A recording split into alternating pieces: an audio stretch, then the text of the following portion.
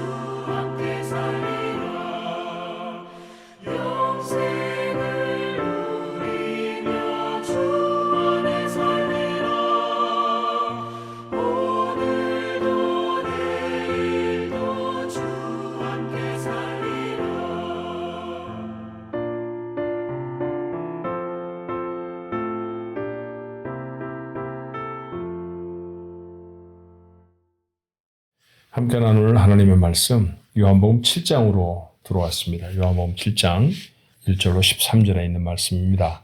1절부터 13절까지 우리 한 목소리로 같이 읽어볼까요? 그 후에 예수께서 갈릴리에서 다니시고 유대에서 다니지 아니하심은 유대인들이 죽이려 함이로라. 유대인의 명절인 초막절이 가까운지라 그 형제들이 예수께 이르되 당신이 행하는 일을 제자들도 보게 여기를 떠나 유대로 가소서. 스스로 나타나기를 구하면서 붙여서 일하는 사람이 없나니 이 일을 행하려 하거든 자신을 세상에 나타내소서 하니 이는 그 형제들까지도 예수를 믿지 아니함이로라. 예수께서 이르시되 내 때는 아직 이르지 아니하였거니와 너희 때는 늘 준비되어 있느니라. 세상이 너희를 미워하지 아니하되 나를 미워하나니 이는 내가 세상의 일들을 악하다고 증언함이라. 너희는 명절에 올라가라. 내 때가 아직 차지 못하였으니 나는 이 명절에 아직 올라가지 아니하노라. 이 말씀을 하시고 갈릴리에 머물러 계시니라.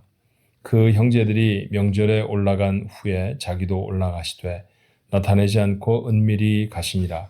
명절 중에 유대인들이 예수를 찾으면서 그가 어디 있느냐 하고 예수에 대하여 무리 중에서 수군거림이 많아 어떤 사람은 좋은 사람이라 하며 어떤 사람은 아니라 무리를 미혹한다 하나 그러나 유대인들을 두려워함으로 드러나게 그에 대하여 말하는 자가 없더라. 아멘. 유대인은 명절을 지키는 백성입니다. 특별한 명절 몇 개를 하나님이 저들에게 명령하셨고 그 명절을 지킬 수 있는 특별한 방법들도 구체적으로 성경 속에 계시를 하셨죠. 지금 저는 성경을 이렇게 말합니다만 그들은 율법 아마 그렇게 이해를 할 거예요. 예, 하나님이 하신 일들에 대한 기념들이죠. 그래서 그것을 명절로 삼아 지키라고 하신 것은 그 기간을 기억하라라는 것입니다. 하나님이 무슨 일을 그들 백성에게 행하셨는지를 오랫도록 기억할 수 있는 방법은 명절을 삼아서 지키는 거잖아요. 그렇죠? 우리가 돌아가신 고인의 추도 예배를 드리죠. 돌아가신 날 혹은 그분의 생신 이런 때 가족들이 함께 모입니다. 모여서 맛있는 음식도 만들어 먹고 하지만 음식을 먹는데 우리 마음을 빼앗기는 것보다는 고인을 메모리, 그렇게 고인을 추모하는 것이죠. 고인을 생각하기 위해서 우리는 그날 추모 예배라고 하는 것으로 모이는 것과 마찬가지입니다.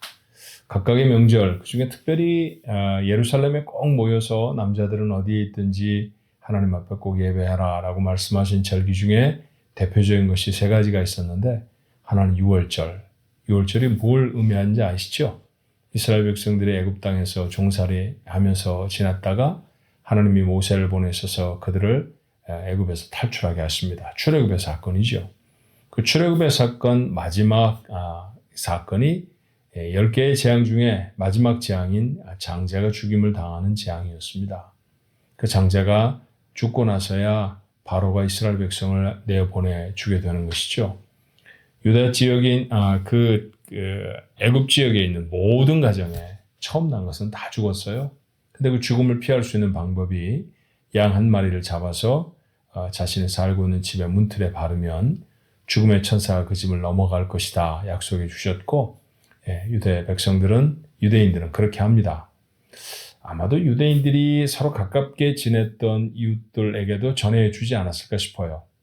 그래서 그들도 아마 흉내를 내며 문설주에다가 그렇게 양의 피를 발랐다고 하면 약속대로 그 집은 넘어가 주셨습니다.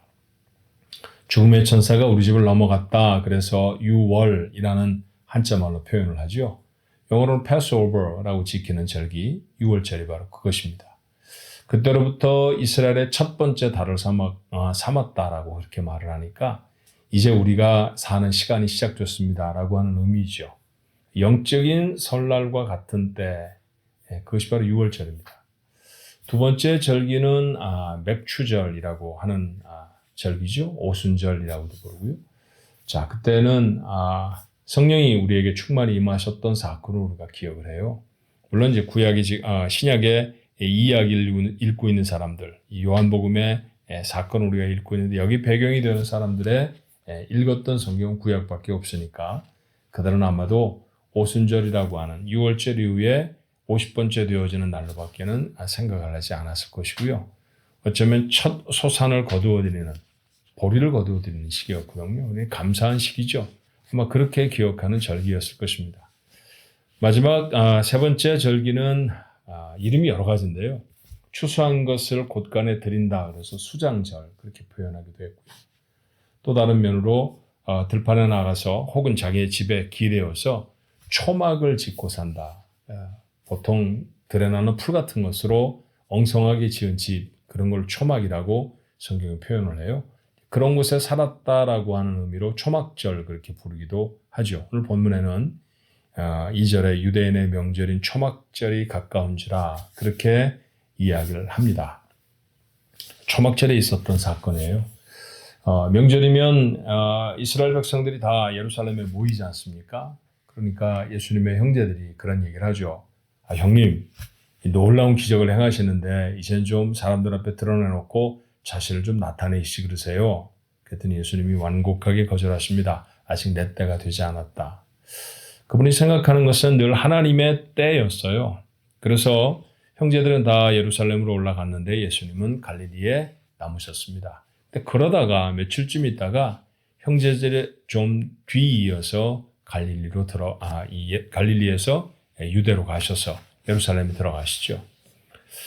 갑작스럽게 마음이 바뀌었다라는 것은 아니고, 이제는 내가 들어갈 때가 됐다라고 하는 것을 말씀하시는 것일 겁니다. 이제 그 사건들을 요한복음 7장이 쭉 기록하고 있어요. 자, 그런데 오늘 우리는 초막절이라는 것에 대해서 좀 생각해 보고 싶습니다. 이거는 보통 가을에 일어나는 일이고요. 추수한 것들을 다 거두어서 곳간에 드리는 절기니까 이스라엘 백성 달력으로는 7월 달이지만 보통 우리가 지내는 태양력으로 보면 9월이나 10월에 해당되는 때입니다. 근데 이때가 이스라엘 백성에게 캘린더 뉴 이어예요.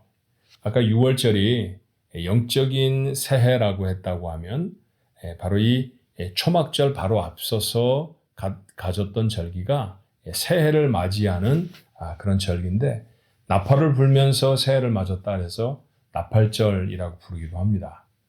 전 정말 특이하게 생각하는 게 몇 가지 있어요.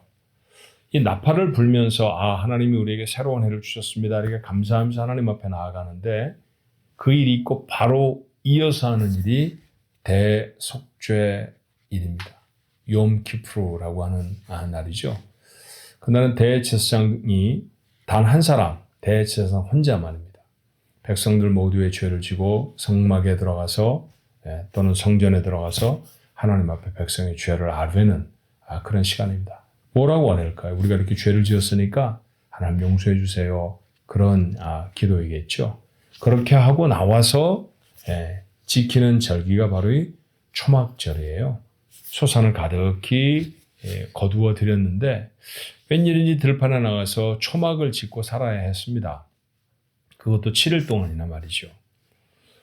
7일 동안 왜 편안한 집을 놔두고 바깥에서 자느냐고 자녀들이 묻지 않았을까요? 그때 이스라엘의 할아버지들이 이야기를 해 주었을 것입니다.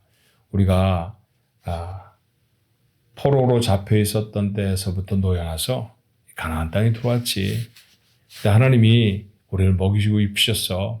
이런 초막, 이런 허접한 집에 살면서도 광야 40년을 또 가나안 땅에 들어와서 처음 우리가 아무것도 얻을 수 없었을 때에도 하나님이 우리에게 주셔서 살 수 있었단다라고 하는 하나님의 은혜를 기억하는 것이었습니다.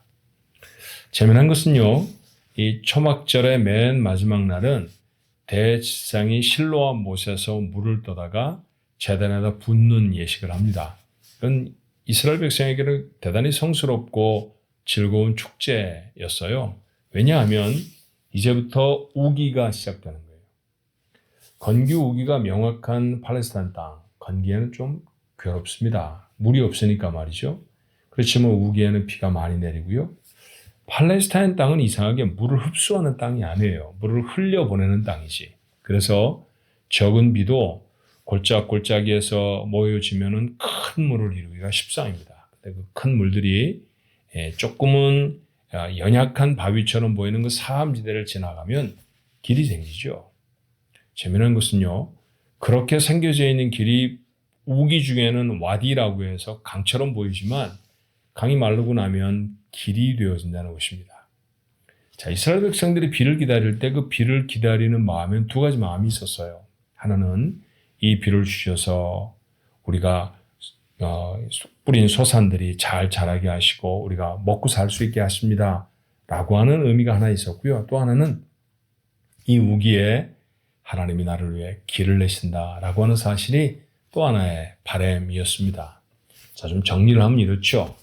새해를 시작하는 사람들이 먼저 회개하며 시작했다는 거예요.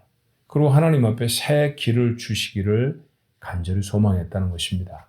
마침 저희가 캘린더로 새해를 맞고 있지 않습니까? 여러분 모두에게도 새로운 소망이 있으실 겁니다. 새해 하나님 내 삶에 이런 일들 좀 이루어 주셨으면, 새해에는 좀 더 건강해졌으면, 새해에는 좀 더 넉넉해졌으면, 새해에는 우리 가족들이 다 평안했으면, 새해에는 좀 더 믿음으로 성장했으면, 이런 바람들을 우리가 갖잖아요. 그런 소망을 갖는 시간이 바로 이런 시간이죠. 그런데 여러분, 이런 시간의 시작이 무엇이어야 했을까요?